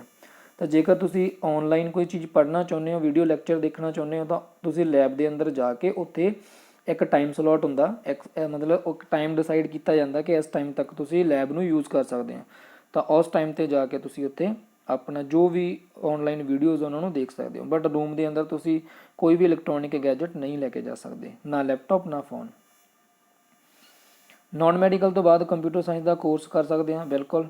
ਜੇਕਰ ਤੁਸੀਂ ਕੰਪਿਊਟਰ ਸਾਇੰਸ ਦਾ ਕੋਰਸ ਕਰਨਾ ਜਾਂ ਕਿਸੇ ਵੀ ਬੀਟੈਕ ਕਰਨੀ ਹੈ, ਇੰਜੀਨੀਅਰਿੰਗ ਲਾਈਨ 'ਚ ਜਾਣਾ ਚਾਹੁੰਦੇ ਹੋ, ਤਾਂ ਤੁਹਾਨੂੰ ਨਾਨ ਮੈਡੀਕਲ ਹੀ ਕਰਨਾ ਪਊਗਾ। ਤਾਂ ਭਾਵੇਂ ਮਕੈਨੀਕਲ ਦੇ ਅੰਦਰ ਕਰਨੀ ਹੋਵੇ, ਭਾਵੇਂ ਕੰਪਿਊਟਰ ਸਾਇੰਸ 'ਚ ਕਰਨੀ ਹੋਵੇ, ਭਾਵੇਂ ਟੈਕਨੋਲੋਜੀ ਦੇ ਅੰਦਰ ਇਨਫੋਰਮੇਸ਼ਨ ਟੈਕਨੋਲੋਜੀ 'ਚ ਕਰਨੀ ਹੋਵੇ, ਭਾਵੇਂ ਤੁਸੀਂ ਸਿਵਲ 'ਚ ਕਰਨੀ ਹੋਵੇ, ਤਾਂ ਜੋ ਵੀ ਤੁਸੀਂ ਬੀਟੈਕ ਬੈਚਲਰ ਆਫ ਟੈਕਨੋਲੋਜੀ ਕਰਨਾ ਚਾਹੁੰਦੇ ਹੋ ਤਾਂ ਉਸ ਦੇ ਲਈ ਤੁਹਾਨੂੰ ਨਾਨ ਮੈਡੀਕਲ ਹੀ ਕਰਨਾ ਪਵੇਗਾ। ਐਂਡ ਇਸ ਦੇ ਅੰਦਰ ਕਾਫੀ ਸਕੋਪ ਤਾਂ ਹੀ ਹੈ ਜੇਕਰ ਤੁਸੀਂ JEE main and JEE advance ਨੂੰ ਕਲੀਅਰ ਕਰੋਗੇ ਤਾਂ। ਉਸ ਤੋਂ ਬਾਅਦ ਅੱਗੇ ਦੇਖਦੇ ਹਾਂ ਕਾਉਂਸਲਿੰਗ ਕਦੋਂ ਹੋਵੇਗੀ। Counselling next week. BC category ਦਾ ਇਨਕਮ ਸਰਟੀਫਿਕੇਟ ਲਿਮਿਟ, BC ਦਾ ਲਿਖਿਓ ਲਿਮਿਟ ਤਾਂ ਵੈਸੇ 2.5 ਲੱਖ ਤੱਕ ਹੁੰਦੀ ਹੈ ਆਪਣੇ ਕੋਲੇ, ਬਟ ਤੁਸੀਂ ਕੋਸ਼ਿਸ਼ ਕਰੋ ਕਿ 1 ਲੱਖ ਦੇ ਨੇੜੇ ਤੇੜੀ ਆਪਣੀ ਇਨਕਮ ਨੂੰ ਸਰਟੀਫਿਕੇਟ ਦੇ ਉੱਪਰ ਲਿਖਵਾਓ, ਜਾਂ ਤਾਂ ਲਿਖਵਾਉਣ ਦੀ ਲੋੜ ਨਹੀਂ। ਤਾਂ ਇੰਨੀ ਕੁ ਇਨਕਮ ਲਿਖਵਾ ਲਓ, ਲਿਖੀ ਜਾਂਦੀ ਹੁੰਦੀ, ਕੋਈ ਵੱਡੀ ਗੱਲ ਨਹੀਂ। ਸਰ ਉੱਥੇ ਔਨਲਾਈਨ ਕੋਚਿੰਗ ਵਾਸਤੇ ਲੈਪਟਾਪ ਜਾਂ ਟੈਬ ਕੁਛ ਪ੍ਰੋਵਾਈਡ ਕੀਤਾ ਜਾਂਦਾ? ਨਹੀਂ, ਉੱਥੇ ਲੈਪਟਾਪ ਜਾਂ ਟੈਬ ਨਹੀਂ ਪ੍ਰੋਵਾਈਡ ਕੀਤੇ ਜਾਂਦੇ, ਨਾ ਹੀ ਆਪਾਂ ਲੈ ਕੇ ਜਾ ਸਕਦੇ ਇੱਥੋਂ। ਬਟ ਹਾਂ, ਉੱਥੇ ਮੈਂ ਪਹਿਲਾਂ ਦੱਸਿਆ ਕਿ ਲੈਬਸ ਹੁੰਦੀਆਂ, ਐਂਡ ਉਹ ਲੈਬ ਦੇ ਅੰਦਰ ਇੱਕ ਟਾਈਮ ਸਲੋਟ ਹੋਊਗਾ। ਉਹ ਟਾਈਮ ਸਲੋਟ ਦੇ ਅੰਦਰ ਜਾ ਕੇ ਤੁਸੀਂ ਉੱਥੇ ਆਪਣੇ ਔਨਲਾਈਨ ਲੈਕਚਰਸ ਵਗੈਰਾ ਦੇਖ ਸਕਦੇ ਹੋ। ਅਤੇ ਉਸ ਦੇ ਵਿੱਚ ਬਸ ਸਿੰਪਲੀ ਇਹ ਹੈ ਕਿ ਕੋਈ ਵੀ ਇਲੈਕਟ੍ਰੋਨਿਕ ਗੈਜਟ ਤੁਸੀਂ ਘਰੋਂ ਤਾਂ ਨਹੀਂ ਲੈ ਕੇ ਜਾ ਸਕਦੇ, ਬਟ ਉੱਥੇ ਤੁਹਾਨੂੰ ਅਵੇਲੇਬਲ ਹੋਣਗੇ। ਐਂਡ ਜਿਹੜੀ preparation JEE main, JEE advance and NEET ਦੀ ਹੁੰਦੀ ਹੈ, ਉਹਦੀਆਂ ਵੀ ਤੁਹਾਡੀਆਂ ਸਪੈਸ਼ਲ ਟਿਊਸ਼ਨ ਕਲਾਸਿਸ ਲੱਗਦੀਆਂ ਹੁੰਦੀਆਂ। ਬਾਅਦ ਦੇ ਵਿੱਚ ਜਦ ਤੁਹਾਡੇ ਕਲਾਸਿਸ ਖਤਮ ਹੋ ਜਾਂਦੀਆਂ, ਉਸ ਤੋਂ ਬਾਅਦ ਟਿਊਸ਼ਨ ਕਲਾਸਿਸ ਲੱਗਣਗੀਆਂ special JEE main, JEE advance and NEET ਦੀਆਂ। ਕਾਉਂਸਲਿੰਗ ਵਾਲੇ ਦਿਨ ਹੀ ਐਡਮਿਸ਼ਨ ਹੋਵੇਗੀ? ਕਾਉਂਸਲਿੰਗ ਵਾਲੇ ਦਿਨ ਐਡਮਿਸ਼ਨ ਹੋ ਜਾਂਦੀ ਆ, ਪਿਛਲੀ ਵਾਰ ਤਾਂ ਹੋ ਗਿਆ ਸੀ। ਤਾਂ ਹੁੰਦੀ ਉੱਥੇ ਹੀ ਆ। ਮੰਨ ਲਓ ਜਿਵੇਂ ਤੁਸੀਂ ਮੈਂ ਤੁਹਾਨੂੰ ਇੱਕ ਐਗਜ਼ਾਮਪਲ ਲੈ ਕੇ ਦੱਸਦਾ, ਜਿਵੇਂ ਮੰਨ ਲਓ ਤੁਸੀਂ ਬਠਿੰਡਾ ਭਰਿਆ ਕਿ ਤੁਹਾਡੀ ਕਾਉਂਸਲਿੰਗ ਬਠਿੰਡੇ ਹੋਵੇ, ਐਂਡ ਤੁਸੀਂ ਇਹ ਵੀ ਚਾਹੁੰਦੇ ਹੋ ਕਿ ਸਾਨੂੰ ਐਡਮਿਸ਼ਨ ਵੀ ਬਠਿੰਡੇ ਸਕੂਲ 'ਚ ਹੀ ਮਿਲੇ, ਤਾਂ ਬਠਿੰਡੇ ਸਕੂਲ ਵਾਲੇ ਕੀ ਕਰਦੇ ਆ, ਕਾਉਂਸਲਿੰਗ ਤੋਂ ਬਾਅਦ ਤੁਹਾਡੇ ਐਡਮਿਸ਼ਨ ਫਾਰਮ 'ਤੇ ਵੀ ਸਿਗਨੇਚਰ ਨਾਲ ਦੀ ਨਾਲ ਹੀ ਕਰਵਾ ਲੈਂਦੇ। ਮਤਲਬ ਉੱਥੇ ਹੀ ਤੁਹਾਡੀ ਐਡਮਿਸ਼ਨ ਹੋ ਜਾਂਦੀ, ਨਾਲ ਦੀ ਨਾਲ ਹੀ ਕਾਉਂਸਲਿੰਗ ਹੋ ਜਾਂਦੀ। ਪਰ ਹੋ ਸਕਦਾ ਕਿ ਬੱਚਾ ਗਿਆ ਬਠਿੰਡੇ ਆ, ਬਟ ਉਹਨੂੰ ਕਾਉਂਸਲਿੰਗ ਦੇ ਟਾਈਮ ਜਿਹੜਾ ਸਕੂਲ ਮਿਲਿਆ ਉਹ ਮਿਲਿਆ ਅੰਮ੍ਰਿਤਸਰ। ਹੁਣ ਜੇ ਉਹ ਬੱਚੇ ਨੂੰ ਅੰਮ੍ਰਿਤਸਰ ਸਕੂਲ ਮਿਲਿਆ ਤਾਂ ਫਿਰ ਉਹਦੀ ਐਡਮਿਸ਼ਨ ਬਠਿੰਡੇ ਤਾਂ ਹੋ ਨਹੀਂ ਸਕਦੀ, ਤਾਂ ਫਿਰ ਉਹਦੀ ਇਕੱਲੀ ਬਠਿੰਡੇ ਕਾਉਂਸਲਿੰਗ ਹੋ ਜੂਗੀ। ਉਸ ਤੋਂ ਬਾਅਦ ਉਸਨੂੰ ਕਿਹਾ ਜਾਊਗਾ ਕਿ ਤੁਸੀਂ ਅੰਮ੍ਰਿਤਸਰ ਜਾ ਕੇ ਐਡਮਿਸ਼ਨ ਕਰਵਾ ਲਓ। ਤਾਂ ਦੋਨੇ ਇੱਕੋ ਟਾਈਮ 'ਤੇ ਵੀ ਹੋ ਸਕਦੀਆਂ, ਦੋਨੇ ਅਲੱਗ-ਅਲੱਗ ਵੀ ਹੋ ਸਕਦੀਆਂ, ਡਿਪੈਂਡ ਕਰੂਗਾ ਸਿਚੁਏਸ਼ਨ ਦੇ ਉੱਪਰ। ਮੈਰਿਟ ਲਿਸਟ ਜਲਦੀ ਆ ਜੂਗੀ। ਕਾਉਂਸਲਿੰਗ ਲੇਟ ਤਾਂ ਵਾ ਕਿਉਂਕਿ ਜਿਹੜੇ ਬੱਚਿਆਂ ਦਾ ਰਿਜ਼ਲਟ ਲੇਟ ਡਿਕਲੇਅਰ ਕਰਨਾ ਸੀ, ਇੱਕ ਬੱਚੇ ਕੁਛ ਇੱਦਾਂ ਦੇ ਸੀ ਜਿਨ੍ਹਾਂ ਨੇ ਫੀਸ ਡਿਪੋਜ਼ਿਟ ਨਹੀਂ ਕੀਤੀ ਸੀ, ਤਾਂ ਫੀਸ ਡਿਪੋਜ਼ਿਟ ਕਰਨ ਤੋਂ ਬਾਅਦ ਉਹਨਾਂ ਦਾ ਰਿਜ਼ਲਟ ਡਿਕਲੇਅਰ ਕੀਤਾ ਜਾਊਗਾ। ਤਾਂ ਉਹ ਬੱਚਿਆਂ ਦੀ ਵੇਟ ਕੀਤੀ ਜਾ ਰਹੀ ਹੈ। ਜਦੋਂ ਹੀ ਉਹ ਫੀਸ ਡਿਪੋਜ਼ਿਟ ਕਰਾਉਣਗੇ, ਉਸ ਤੋਂ ਬਾਅਦ ਉਹਨਾਂ ਬੱਚਿਆਂ ਨੂੰ ਵੀ ਰਿਜ਼ਲਟ ਦੇ ਵਿੱਚ ਇਨਕਲੂਡ ਕਰਕੇ ਇੱਕ ਨਵੀਂ ਮੈਰਿਟ ਲਿਸਟ ਜਾਰੀ ਕੀਤੀ ਜਾਵੇਗੀ। ਇਸ ਕਰਕੇ ਰਿਜ਼ਲਟ ਥੋੜ੍ਹਾ ਲੇਟ ਹੋ ਰਿਹਾ। ਸਰ ਜਨਰਲ ਸਟੂਡੈਂਟ ਦੇ ਲਈ ਇਨਕਮ ਸਰਟੀਫਿਕੇਟ ਚਾਹੀਦਾ ਵਾ। ਉਹ ਤਾਂ ਚਾਹੀਦਾ ਵਾ ਜੇਕਰ ਤੁਸੀਂ ਸਿੱਖ ਹੋ, ਜਾਂ ਤੁਸੀਂ ਬੁੱਧ ਧਰਮ ਨੂੰ ਬਿਲੋਂਗ ਕਰਦੇ ਹੋ, ਜਾਂ ਫਿਰ ਤੁਸੀਂ ਜੈਨ ਨੂੰ ਬਿਲੋਂਗ ਕਰਦੇ ਹੋ, ਜਾਂ ਫਿਰ ਤੁਸੀਂ ਕ੍ਰਿਸਚਨ ਹੋ। ਜੇਕਰ ਤੁਸੀਂ ਇਹਨਾਂ ਕਾਸਟ ਨੂੰ ਬਿਲੋਂਗ ਕਰਦੇ ਹੋ ਤਾਂ ਫਿਰ ਤੁਸੀਂ ਇਨਕਮ ਸਰਟੀਫਿਕੇਟ ਉੱਥੇ ਦੇ ਸਕਦੇ ਆ। ਇਸ ਨਾਲ ਤੁਹਾਡਾ ਸਕੋਲਰਸ਼ਿਪ ਲੱਗ ਜਾਊਗਾ। ਸਕੋਲਰਸ਼ਿਪ ਦੇ ਲਈ ਜ਼ਰੂਰੀ ਹੁੰਦਾ ਇਨਕਮ ਸਰਟੀਫਿਕੇਟ। ਜੇਕਰ ਤੁਸੀਂ ਨਹੀਂ ਦਿਓਗੇ ਤਾਂ ਸਕੋਲਰਸ਼ਿਪ ਨਹੀਂ ਲੱਗੂਗਾ। ਉਹ ਤੁਹਾਡੀ ਮਰਜ਼ੀ ਹੈ, ਤੁਹਾਡੇ 'ਤੇ ਡਿਪੈਂਡ ਕਰੂਗਾ। ਜਨਰਲ ਦਾ ਕੋਈ ਕਾਸਟ ਸਰਟੀਫਿਕੇਟ ਨਹੀਂ ਹੁੰਦਾ, ਕਾਸਟ ਸਰਟੀਫਿਕੇਟ ਕੋਈ ਨਹੀਂ ਹੁੰਦਾ, ਬਟ ਇਨਕਮ ਸਰਟੀਫਿਕੇਟ ਹੁੰਦਾ। ਪਲੀਜ਼ ਕਾਉਂਸਲਿੰਗ ਆਪਣੇ ਕੋਲ ਨੈਕਸਟ ਵੀਕ ਉਸ ਦਾ ਸ਼ਡਿਊਲ ਆ ਜਾਊਗਾ। 57 ਮਾਰਕਸ ਨੂੰ ਐਡਮਿਸ਼ਨ, 57 ਵਾਲੇ ਮਾਰਕਸ ਬੱਚੇ ਦੀ ਐਡਮਿਸ਼ਨ ਹੋ ਜੂਗੀ। ਕਾਉਂਸਲਿੰਗ 'ਚ ਇੰਨਾ ਟਾਈਮ ਕਦੋਂ ਲੱਗ ਰਿਹਾ, ਉਸ ਦਾ ਰੀਜ਼ਨ ਮੈਂ ਪਹਿਲਾਂ ਦੱਸ ਚੁੱਕਿਆ, ਕਿਉਂਕਿ ਜਿਹੜੇ ਬੱਚਿਆਂ ਦੇ ਅੱਗੇ ਆਪਣੇ ਕੋਲੇ ਰਿਜ਼ਲਟ ਲੇਟ ਡਿਕਲੇਅਰ ਕੀਤਾ ਜਾਣਾ ਤਾਂ ਉਹ ਜਦੋਂ ਫੀਸ ਡਿਪੋਜ਼ਿਟ ਕਰਾਉਣਗੇ ਉਸ ਤੋਂ ਬਾਅਦ ਸ਼ੁਰੂ ਹੋ ਜਾਊਗਾ। ਸਰ ਜੇਈ ਦਾ ਪੇਪਰ ਦੇਣਾ ਕਹਿੰਦੇ ਆ ਵੀ ਜਿਹੜੇ ਮਰਜ਼ੀ ਮੈਰੀਟੋਰੀਅਸ 'ਚ ਤਿਆਰੀ ਕਰਵਾ ਦੇ, ਪਰ ਨਿਊਜ਼ 'ਚ ਸਰ ਜਲੰਧਰ ਮੈਰੀਟੋਰੀਅਸ ਦੇ ਬੱਚੇ ਦੇਖ ਰਹੇ ਨੇ। ਮੈਨੂੰ ਸਮਝ ਨਹੀਂ ਲੱਗੀ ਤਾਂ ਕੀ ਲਿਖਿਆ ਹੋਇਆ ਵਾ, ਤਾਂ ਦੁਬਾਰਾ ਟਾਈਪ ਕਰ ਦਿਓ, ਉਸਨੂੰ ਮੈਂ ਦੁਬਾਰਾ ਲਿਖ ਲਵਾਂਗਾ। Paper time late, paper time ਪਹਿਲੇ ਤਾਂ ਕਾਹਤੋਂ ਲੇਟ ਹੋ ਰਿਹਾ। ਕਾਉਂਸਲਿੰਗ ਨੈਕਸਟ ਵੀਕ ਆ ਜਾਊਗੀ। Meritorious teachers taught us from which books, NCERT or modern, and if modern, so are these books available in that school or not? ਜਿਹੜੇ ਤੁਹਾਡੇ meritorious school ਦੇ ਟੀਚਰਸ ਹੋਣਗੇ, ਜ਼ਿਆਦਾਤਰ ਜਿਹੜੇ ਮੈਥ ਦੇ ਟੀਚਰ ਹੋਣਗੇ ਉਹ ਤਾਂ ਤੁਹਾਨੂੰ NCERT ਹੀ ਕਰਵਾਉਣਗੇ ਐਂਡ NCERT ਤੋਂ ਕਰਵਾਇਆ ਜਾਊਗਾ। ਬਾਕੀ ਜਿਹੜੇ physics and chemistry and bio ਦੀ ਗੱਲ ਕਰੀਏ ਤਾਂ NCERT ਤੋਂ ਨਹੀਂ ਪੜ੍ਹਾਇਆ ਜਾਂਦਾ, ਆਪਾਂ ਨੂੰ ਵੀ ਪਤਾ। ਤਾਂ ਉਸ ਦੇ ਲਈ ਤੁਹਾਨੂੰ ਸਪੈਸ਼ਲ ਬੁੱਕਸ ਖਰੀਦਣੀਆਂ ਪੈਣਗੀਆਂ, ਉਹ ਟੀਚਰਸ ਹੀ ਤੁਹਾਨੂੰ ਉੱਥੇ ਦੱਸਣਗੇ। ਹਰ ਇੱਕ ਸਕੂਲ ਦੇ ਲਈ ਅਲੱਗ-ਅਲੱਗ ਹੁੰਦਾ। ਕੋਈ ਟੀਚਰ ਮਾਡਰਨ ਬੁੱਕਸ ਨੂੰ ਫੋਲੋ ਕਰਦਾ, ਕੋਈ ਪ੍ਰਦੀਪ ਨੂੰ ਕਰਦਾ, ਕੋਈ ਹਰ ਇੱਕ ਟੀਚਰ, ਕੋਈ ਦਿਨੇਸ਼ ਨੂੰ ਕਰੂਗਾ। ਤਾਂ ਹਰ ਇੱਕ ਟੀਚਰ ਅਲੱਗ-ਅਲੱਗ ਆਪਣਾ ਦੱਸੂਗਾ, ਤਾਂ ਉਸ ਦੇ ਅਕੋਰਡਿੰਗ ਤੁਸੀਂ ਜਾ ਕੇ ਬੁੱਕਸ ਲੈ ਸਕਦੇ ਹੋ। ਤਾਂ ਤੁਹਾਨੂੰ ਇੱਦਾਂ ਵੀ ਨਹੀਂ ਕਿਹਾ ਜਾਊਗਾ ਕਿ ਤੁਸੀਂ ਕੰਪਲਸਰੀ ਬੁੱਕਸ ਲੈਣੀਆਂ ਹੀ ਲੈਣੀਆਂ। ਜੇਕਰ ਤੁਸੀਂ ਨਹੀਂ ਵੀ ਲਓਗੇ ਤਾਂ ਵੀ ਚੱਲ ਜੂਗਾ, ਕੋਈ ਵੱਡੀ ਗੱਲ ਹੈ ਨਹੀਂ। ਇੱਕ ਰੂਮ ਦੇ ਵਿੱਚ ਇੱਕ ਬੁੱਕ ਵੀ ਹੋਊਗੀ ਤਾਂ ਉਹਦੇ ਨਾਲ ਵੀ ਚੱਲ ਜਾਂਦਾ ਹੁੰਦਾ। ਐਂਡ ਤੁਹਾਨੂੰ ਜੋ ਨੋਟਸ ਆ ਉਹ ਪ੍ਰੋਵਾਈਡ ਕੀਤੇ ਜਾਣਗੇ। ਬੁੱਕਸ ਨਾ ਵੀ ਖਰੀਦੋਗੇ, ਸਿਰਫ NCERT ਵੀ ਲੈ ਲਓਗੇ, ਉਹ ਵੀ ਇਨਫ ਆ। ਐਂਡ ਜਿਹੜਾ ਬੱਚਾ ਥੋੜ੍ਹਾ ਵਧੀਆ ਮਾਰਕਸ ਲੈਣਾ ਚਾਹੁੰਦਾ ਵਾ, ਥੋੜ੍ਹੇ ਮਾਰਕਸ ਉਹਨੂੰ ਵਧੀਆ ਚਾਹੀਦੇ ਆ, ਐਂਡ ਉਸ ਨੂੰ ਟੀਚਰਸ ਖੁਦ ਹੀ ਕਹਿ ਦੇਣਗੇ ਕਿ ਤੁਸੀਂ ਬੁੱਕਸ ਖਰੀਦ ਲਓ, ਮਾਰਕੀਟ ਦੇ ਅੰਦਰੋਂ ਪਰਚੇਸ ਕਰ ਲਓ। ਤੁਸੀਂ ਸੈਕਿੰਡ ਹੈਂਡ ਬੁੱਕਸ ਲੈ ਸਕਦੇ ਹੋ ਮਾਰਕੀਟ ਦੇ ਅੰਦਰ, ਬਟ ਉਦੋਂ ਹੀ ਲਿਓ ਜੇ ਤੁਹਾਡੇ ਟੀਚਰ ਕਹਿਣਗੇ। ਤਾਂ ਟੀਚਰ ਦੇ ਕਹਿਣ ਤੋਂ ਪਹਿਲਾਂ ਬੁੱਕਸ ਨਾ ਖਰੀਦਿਓ, ਕਿਉਂਕਿ ਉਹਨਾਂ ਦਾ ਪਤਾ ਨਹੀਂ ਕਿ ਤੁਹਾਨੂੰ ਬੁੱਕਸ ਕਹਿਣ ਵੀ ਲੈਣ ਵਾਸਤੇ ਜਾਂ ਸਿਰਫ ਨੋਟਸ ਹੀ ਦੇ ਦੇਣ, ਜਾਂ ਕਹਿ ਆਪਣਾ ਉਹਨਾਂ ਦਾ ਕੋਈ ਸਪੈਸ਼ਲ ਪਬਲੀਕੇਸ਼ਨ ਹੋਵੇ ਜਿਹਦੀ ਬੁੱਕਸ ਉਹ ਤੁਹਾਨੂੰ ਕਿ ਲੈਣ ਵਾਸਤੇ ਕਹਿਣ। ਤਾਂ ਜਦ ਤੱਕ ਉਹ ਨਹੀਂ ਕਹਿੰਦੇ ਤਦ ਤੱਕ ਨਾ ਮਾਡਰਨ, ਨਾ ਪ੍ਰਦੀਪ, ਕੋਈ ਵੀ ਦਿਨੇਸ਼ ਵਗੈਰਾ ਕੁਛ ਵੀ ਲੈਣ ਦੀ ਲੋੜ ਨਹੀਂ। ਖੁਦ ਕਹਿਣਗੇ ਤਾਂ ਉਦੋਂ ਹੀ ਤੁਸੀਂ ਬੁੱਕਸ ਨੂੰ ਪਰਚੇਸ ਕਰੋ। NCERT ਤੁਹਾਨੂੰ ਫ੍ਰੀ ਦੇ ਵਿੱਚ ਅਵੇਲੇਬਲ ਹੋਣਗੀਆਂ ਉੱਥੇ। I got a 53 marks, can I get admission in meritorious school?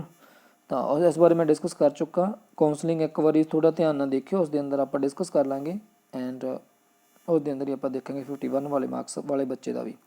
Sir counselling ਵਿੱਚ ਕਿਹੜੇ ਡਾਕੂਮੈਂਟ ਲੈ ਕੇ ਜਾਣੇ, ਮੈਂ ਦੱਸਤਾ 3 ਡਾਕੂਮੈਂਟ ਹੁੰਦੇ ਆ। ਸਰ ਹੁਣ ਦੁਬਾਰਾ ਹੋਰ ਕੋਈ ਟੈਸਟ ਵੀ ਹੋਊਗਾ। ਦੁਬਾਰਾ ਟੈਸਟ ਦੇਖੋ, ਇੱਕ ਵਾਰੀ 4 ਵਾਰੀ ਟੈਸਟ ਹੋਇਆ ਸੀ, 3-4 ਵਾਰੀ। ਰੀਜ਼ਨ ਉਸ ਸਮੇਂ ਇਹੀ ਸੀਗਾ ਕਿ ਬੱਚਿਆਂ ਨੇ ਪੇਪਰ ਹੀ ਨਹੀਂ ਭਰਿਆ ਸੀ।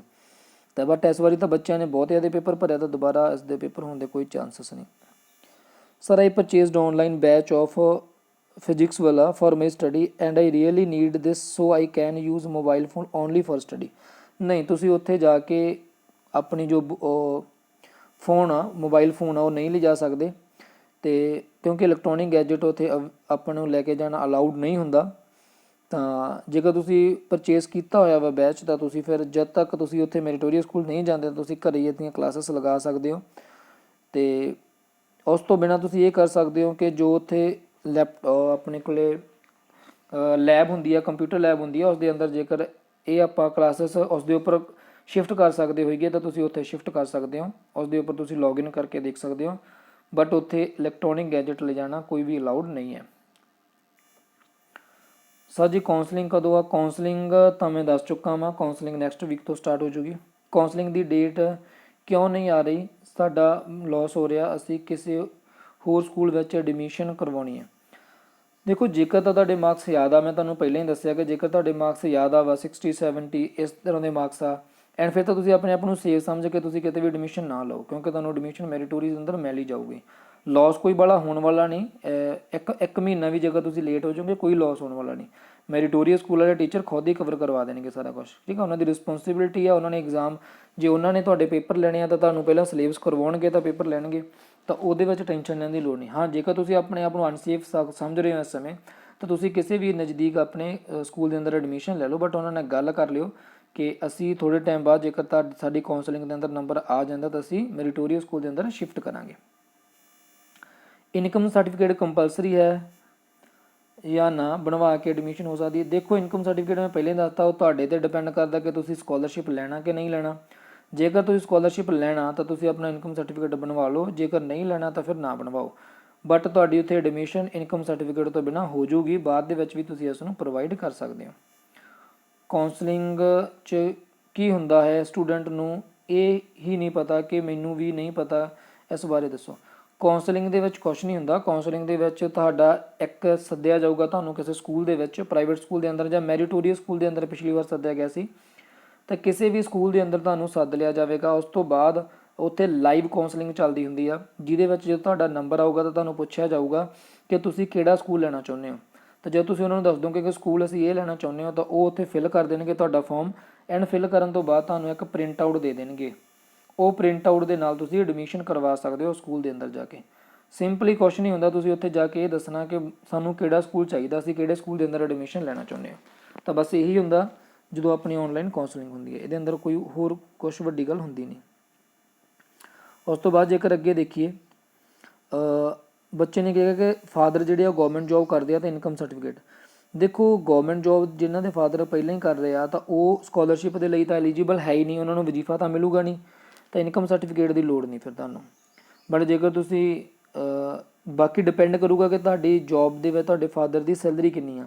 ਜੇਕਰ ਉਹ ਸੈਲਰੀ 2.5 ਲੱਖ ਤੋਂ ਘੱਟ ਆ 1 ਸਾਲ ਦੀ, ਤਾਂ ਫਿਰ ਤੁਸੀਂ ਇਨਕਮ ਸਰਟੀਫਿਕੇਟ ਬਣਵਾ ਸਕਦੇ ਹੋ। ਨਹੀਂ ਤਾਂ ਫਿਰ ਬੇਸਿਕਲੀ ਤੁਸੀਂ ਐਲੀਜੀਬਲ ਹੈ ਨਹੀਂ, ਗੌਰਮੈਂਟ ਜਿਨ੍ਹਾਂ ਦੇ ਫਾਦਰ ਗੌਰਮੈਂਟ ਜੋਬ 'ਤੇ ਆ ਉਹ ਐਲੀਜੀਬਲ ਨੇਗੇ ਸਕੋਲਰਸ਼ਿਪ ਦੇ ਲਈ, ਤਾਂ ਤੁਹਾਨੂੰ ਲੋੜ ਨਹੀਂਗੀ। ਸਰ ਮੇਰੇ ਪਾਪਾ ਦੀ ਈਅਰਲੀ ਇਨਕਮ ਅਪਰੋਕਸੀਮੇਟਲੀ 5 ਹੈ ਸਰ, ਮੇਰੇ ਨੰਬਰ 74 ਐਡਮਿਸ਼ਨ ਹੋ ਜਾਏਗੀ।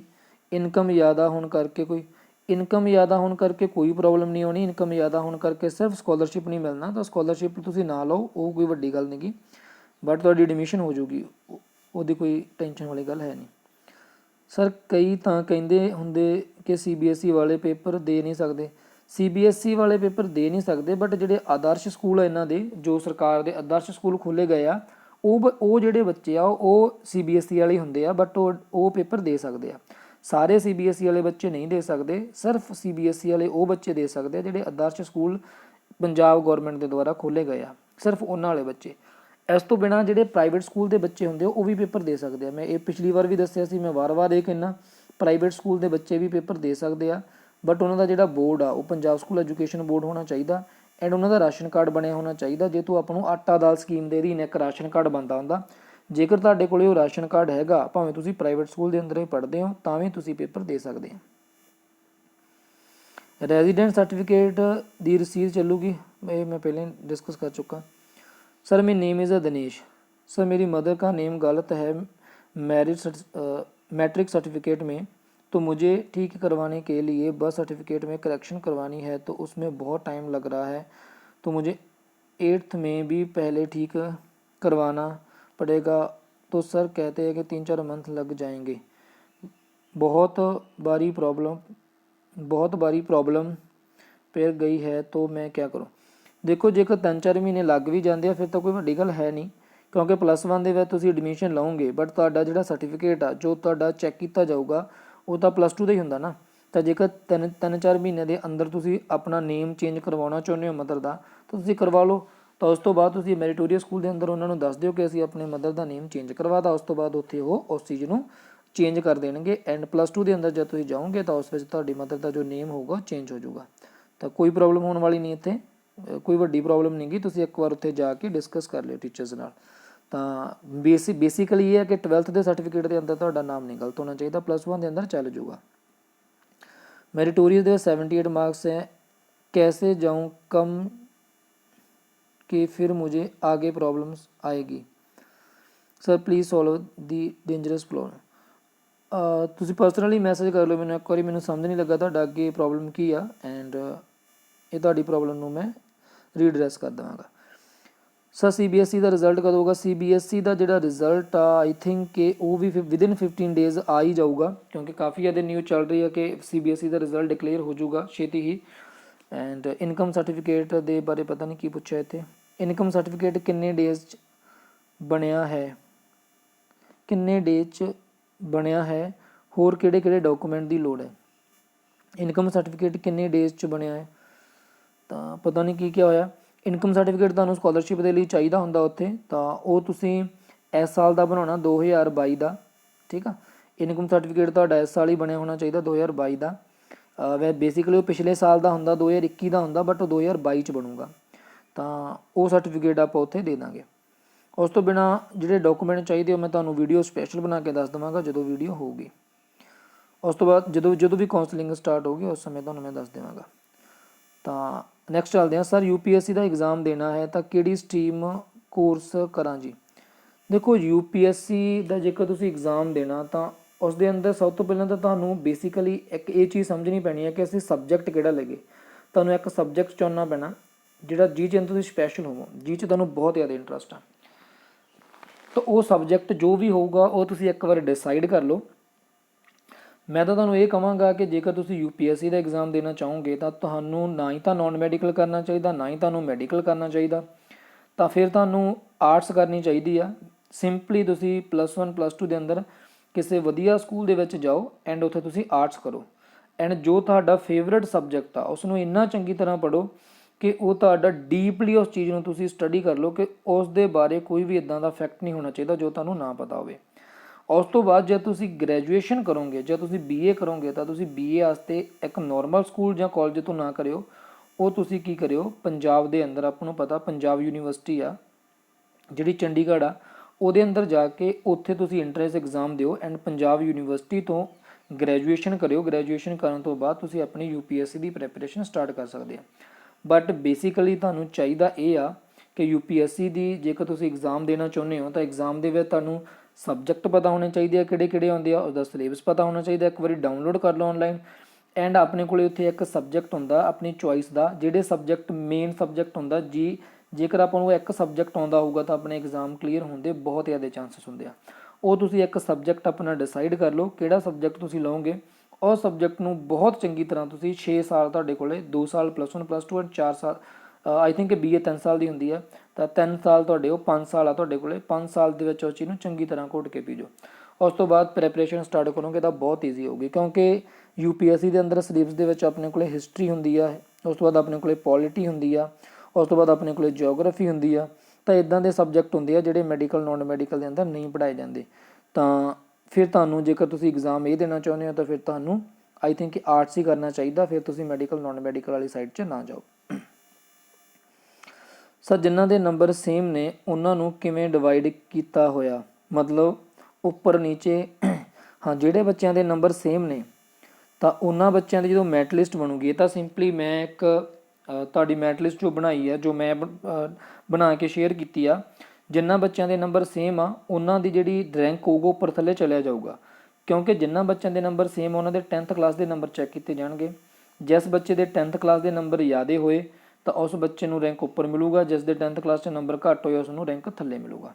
ਤਾਂ ਜਿਨ੍ਹਾਂ ਦੇ ਨੰਬਰ ਸੇਮ ਹੋਵੇਗੇ ਉਹਨਾਂ ਦਾ ਰੈਂਕ ਆ ਜਿਹੜਾ ਉਹ ਥੋੜ੍ਹਾ ਚੇਂਜ ਹੋਊਗਾ ਜਦੋਂ ਜਿਹੜੀ ਲਿਸਟ ਆ ਉਹ ਜਨਰੇਟ ਕੀਤੀ ਜਾਊਗੀ ਮੈਰੀਟੋਰੀਅਸ ਸਕੂਲ ਦੇ ਦੁਆਰਾ। ਕਿਉਂਕਿ ਜਦੋਂ ਮੈਂ ਲਿਸਟ ਬਣਾਈ ਸੀ ਤਾਂ ਉਹਦੇ ਅੰਦਰ 10th ਕਲਾਸ ਦੇ ਮਾਰਕਸ ਤੁਹਾਡੇ ਨਹੀਂ ਲਿਖੇ ਹੋਏ, ਇਸ ਕਰਕੇ ਉੱਥੋਂ ਆਪਾਂ ਅੰਦਾਜ਼ਾ ਨਹੀਂ ਲਾ ਸਕਦੇ। ਬਟ ਉਹਦੇ ਨਾਲ ਅਪਰੋਕਸੀਮੇਟ ਇੱਕ ਅੰਦਾਜ਼ਾ ਲਾਇਆ ਜਾ ਸਕਦਾ ਕਿ ਕਿੱਥੋਂ ਤੱਕ ਆਪਣੀ ਕੱਟ ਆਫ ਜਾਊਗੀ। Sir I want to IAS but I have taken non-medical. I will be a best study arts but I want to walk on toughest step for myself. Am I right? ਤਾਂ ਤੁਹਾਡੇ ਕੀ ਕਹਿਣਾ ਚਾਹੁੰਦੇ ਹੋ basically ਸਮਝ ਨਹੀਂ ਲੱਗਾ। ਪਹਿਲੀ ਚੀਜ਼ ਤਾਂ ਇਹ ਹੈ ਕਿ ਤੁਸੀਂ IAS ਬਣਨਾ ਚਾਹੁੰਦੇ ਹੋ, ਇਹਦਾ ਮਤਲਬ ਤੁਸੀਂ UPSC ਦਾ ਐਗਜ਼ਾਮ ਦੇਣਾ ਚਾਹੁੰਦੇ ਹੋ। ਜੇਕਰ ਤੁਸੀਂ UPSC ਦਾ ਐਗਜ਼ਾਮ ਦੇਣਾ ਚਾਹੁੰਦੇ ਹੋ ਤਾਂ ਫਿਰ ਤੁਹਾਨੂੰ ਨੋਨ ਮੈਡੀਕਲ ਤਾਂ ਕਰਨ ਦੀ ਲੋੜ ਨਹੀਂ, ਕਿਉਂਕਿ ਤੁਸੀਂ ਕਿਹਾ ਕਿ I have taken non medical। ਦੇਖੋ ਨੋਨ ਮੈਡੀਕਲ ਕਰੋਗੇ ਤਾਂ ਨੋਨ ਮੈਡੀਕਲ ਦੇ ਅੰਦਰ ਜਿਹੜੇ ਸਬਜੈਕਟ ਪੜ੍ਹੇ ਜਾਂਦੇ ਆ ਉਹਨਾਂ ਦਾ ਜ਼ਿਆਦਾਤਰ ਯੂਜ਼ UPSC ਦੇ ਐਗਜ਼ਾਮ ਦੇ ਅੰਦਰ ਹੁੰਦਾ ਨਹੀਂ।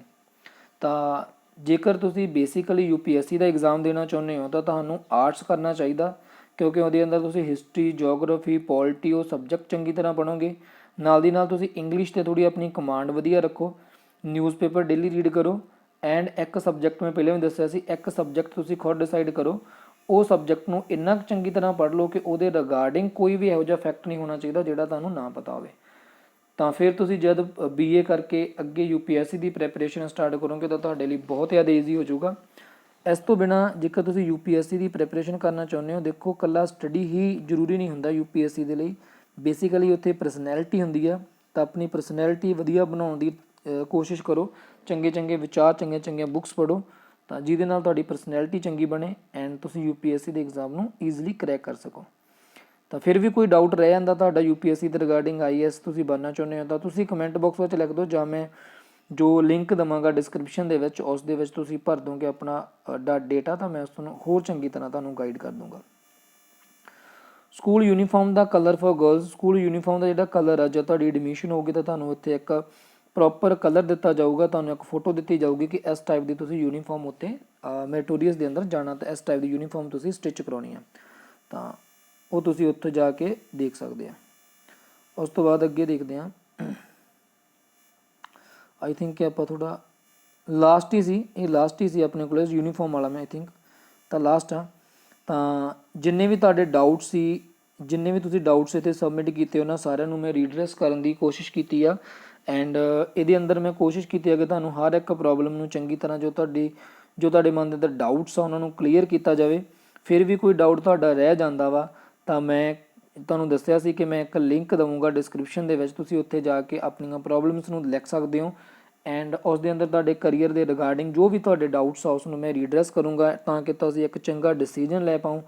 ਦੇਖੋ ਜੋ UPSC ਵਾਲੇ ਬੱਚੇ ਆ, 2 ਕੁਐਸਚਨ UPSC ਦੇ ਆਏ ਆ ਕਰੀਅਰ ਦੇ ਰਿਗਾਰਡਿੰਗ, ਤਾਂ ਇਹਨਾਂ ਬੱਚਿਆਂ ਨੂੰ ਜ਼ਿਆਦਾਤਰ ਆਪਾਂ ਦੇਖਦੇ ਹਾਂ ਜੋ ਔਨਲਾਈਨ YouTube ਦੇ ਉੱਪਰ ਦੇਖਦੇ ਹਾਂ, ਉੱਥੇ ਜ਼ਿਆਦਾਤਰ ਜਿਹੜੇ ਸਟੂਡੈਂਟ ਹੁੰਦੇ ਆ ਉਹ IIT ਦੇ ਵਿੱਚੋਂ ਆਉਂਦੇ ਆ, ਮਤਲਬ ਉਹਨਾਂ ਨੇ ਪਹਿਲਾਂ ਨੋਨ ਮੈਡੀਕਲ ਕੀਤਾ ਹੁੰਦਾ, ਫਿਰ BTech ਕੀਤੀ ਹੁੰਦੀ ਹੈ, ਫਿਰ ਉਹ ਪ੍ਰੈਪਰੇਸ਼ਨ ਕਰਦੇ ਆ। ਤਾਂ ਬਹੁਤ ਜ਼ਿਆਦਾ ਡਿਫੀਕਲਟ ਹੋ ਜਾਂਦਾ, ਕਿਉਂਕਿ ਆਪਾਂ ਜਦੋਂ IIT ਦੇ ਅੰਦਰ ਜਾਂਦੇ ਹਾਂ, BTech ਕਰਦੇ ਹਾਂ, ਤਾਂ BTech ਤੋਂ ਬਾਅਦ ਆਪਾਂ ਉੱਥੇ ਇੰਨੀ ਕੁ ਜ਼ਿਆਦਾ ਸਟਰਗਲ ਕਰਦੇ ਹਾਂ 4 ਸਾਲ, ਤਾਂ ਉਹਦਾ ਬਾਅਦ ਦੇ ਅੰਦਰ ਕੋਈ ਵੀ ਯੂਜ਼ ਨਹੀਂ ਹੁੰਦਾ। ਜਦੋਂ ਆਪਾਂ UPSC ਦੀ ਪ੍ਰੈਪਰੇਸ਼ਨ ਕਰਦੇ ਹਾਂ ਤਾਂ ਫਿਰ ਉਹ 4 ਸਾਲ ਆਪਣੇ ਇੱਦਾਂ ਹੀ ਵੇਸਟ ਜਾਂਦੇ ਆ। ਹਾਂ, ਉੱਥੇ ਇਹ ਹੋ ਸਕਦਾ ਕਿ ਆਪਾਂ ਕੋਈ ਇੱਕ ਸਬਜੈਕਟ ਨੂੰ ਲੈ ਕੇ ਚੱਲ ਗਏ, ਤਾਂ ਉਹ ਸਬਜੈਕਟ ਜਿਹੜਾ ਹੁੰਦਾ ਆਪਣੇ ਕੋਲੇ, ਦੇਖੋ UPSC ਦੇ ਜੋ ਐਗਜ਼ਾਮ ਹੁੰਦਾ ਉਹਦੇ ਅੰਦਰ ਜਿਹੜਾ ਇੱਕ ਸਬਜੈਕਟ ਹੁੰਦਾ ਨਾ, ਮੇਨ ਸਬਜੈਕਟ ਇੱਕ ਆਪਾਂ ਡਿਸਾਈਡ ਕਰਨਾ ਹੁੰਦਾ, ਆਪਣੀ ਚੋਇਸ ਦਾ ਸਬਜੈਕਟ ਹੁੰਦਾ, ਤਾਂ ਉਹ ਸਬਜੈਕਟ ਜਿਹੜਾ ਹੁੰਦਾ ਉਹ ਆਪਾਂ ਆਈ ਥਿੰਕ ਕਿ ਮੈਨੂੰ ਲੱਗਦਾ ਕਿ BA ਦੇ ਅੰਦਰ ਹੀ ਡਿਸਾਈਡ ਕਰਨਾ ਚਾਹੀਦਾ, ਆਪਾਂ ਨੂੰ BTech ਵਗੈਰਾ ਨਹੀਂ ਕਰਨੀ ਚਾਹੀਦੀ, ਕਿ ਉਹ ਤੁਹਾਡਾ ਇੱਕ ਟਾਈਮ ਵੇਸਟ ਹੋਊਗਾ। ਨੋਨ ਮੈਡੀਕਲ BTech ਵਗੈਰਾ ਦੇ ਅੰਦਰ ਟਾਈਮ ਵੇਸਟ ਨਾ ਕਰੋ, ਆਰਟਸ ਕਰੋ, BA ਕਰੋ, ਐਂਡ ਤੁਸੀਂ UPSC ਦੀ ਪ੍ਰੈਪਰੇਸ਼ਨ ਕਰੋ। ਐਂਡ ਬਾਕੀ ਜੇ ਬੱਚਿਆਂ ਦੇ ਹੋਰ ਵੀ ਡਾਊਟਸ ਨੇ, ਮਤਲਬ ਆਪਣੇ ਕਰੀਅਰ ਦੇ ਵਿੱਚ ਕੀ ਕਰਨਾ ਚਾਹੁੰਦੇ ਐਂਡ ਉਹਨਾਂ ਨੂੰ ਕਿੱਦਾਂ ਦੀ ਜੋਬ ਚਾਹੀਦੀ ਆ, ਉਸ ਲਈ ਉਹਨਾਂ ਨੂੰ ਕੀ ਪੜ੍ਹਨਾ ਚਾਹੀਦਾ, ਤਾਂ ਤੁਸੀਂ ਉਹ ਡਿਸਕ੍ਰਿਪਸ਼ਨ ਦੇ ਵਿੱਚ ਜੋ ਲਿੰਕ ਆ ਉਸਦੇ ਉੱਪਰ ਜਾ ਕੇ ਆਪਣੀਆਂ ਪ੍ਰੋਬਲਮਸ ਨੂੰ ਲਿਖ ਸਕਦੇ ਹੋ। ਤਾਂ ਨੈਕਸਟ ਵੀਡੀਓ ਮੈਂ ਉਸਦੇ ਉੱਪਰ ਲੈ ਕੇ ਆਊਂਗਾ। ਤਦ ਤੱਕ ਦੀ ਜੇਕਰ ਫਿਰ ਵੀ ਕੋਈ ਡਾਊਟ ਰਹਿ ਜਾਂਦਾ ਤਾਂ ਕਮੈਂਟ ਬਾਕਸ ਦੇ ਅੰਦਰ ਟਾਈਪ ਕਰਿਓ, ਆਪਣੇ ਚੰਗੇ ਕਮੈਂਟ ਵੀ ਲਿਖ ਕੇ ਜਾਇਓ, ਐਂਡ ਇਸ ਵੀਡੀਓ ਨੂੰ ਆਪਣੇ ਦੋਸਤਾਂ ਨਾਲ ਸ਼ੇਅਰ ਜ਼ਰੂਰ ਕਰਿਓ। ਵੀਡੀਓ ਦੇਖਣ ਲਈ ਤੁਹਾਡਾ ਸਾਰਿਆਂ ਦਾ ਬਹੁਤ ਬਹੁਤ ਧੰਨਵਾਦ।